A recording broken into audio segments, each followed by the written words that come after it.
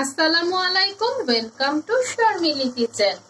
আমার আজকের রেসিপি নদীর পাঙ্গাস মাছ দিয়ে করলা চচ্চড়ি।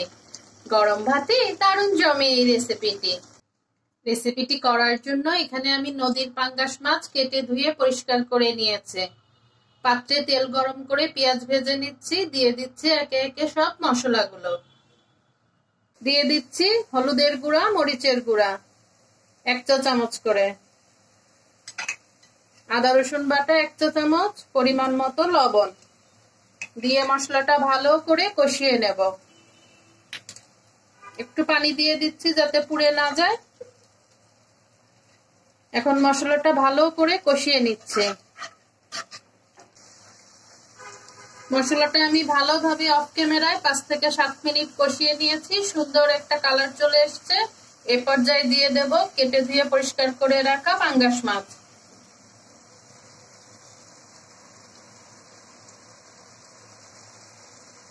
সাথে দিয়ে দিচ্ছি কয়েকটা কাঁচামরিচ। ঝালটা আমরা যার যার পছন্দ অনুযায়ী অ্যাড করব, তবে এই রান্নাটা একটু ঝাল ঝাল হলে খেতে ভালো লাগে।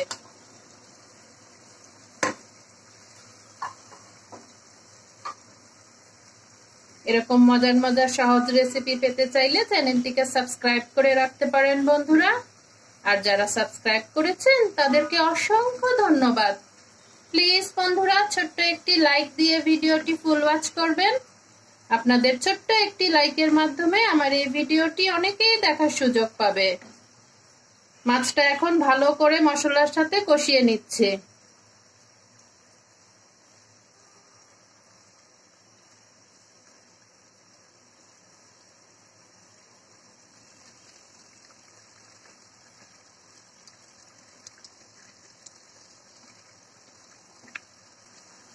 মাছগুলো ভালোভাবে কষানো হয়ে গিয়েছে। এ পর্যায়ে দিয়ে দেব কেটে ধুয়ে পরিষ্কার করে রাখা করলা। আমি এখানে মিডিয়াম সাইজের 2টা করলা ইউজ করেছি 5 পিস মাছের জন্য। আপনারা আপনাদের মাছের পরিমাণ অনুযায়ী দেবেন, কম বেশি করা যাবে, কোনো সমস্যা নেই।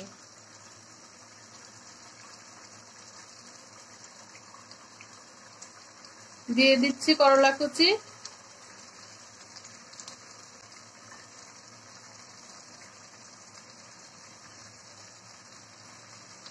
এখন মাছের সঙ্গে করলাটা রান্না হবে। মাছটাও রান্না হবে, করলাটাও রান্না হবে।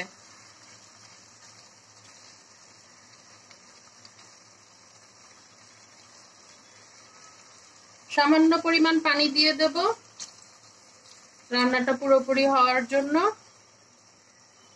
এই রান্নাটা চচ্চড়ি টাইপের হলে খেতে ভালো লাগে, হালকা মাখো মাখো।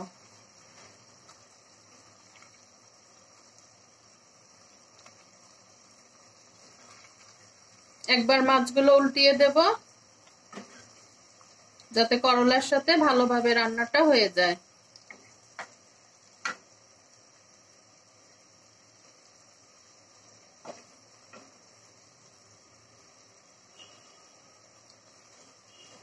গরম ভাতে দারুণ জমে এই রেসিপিটি।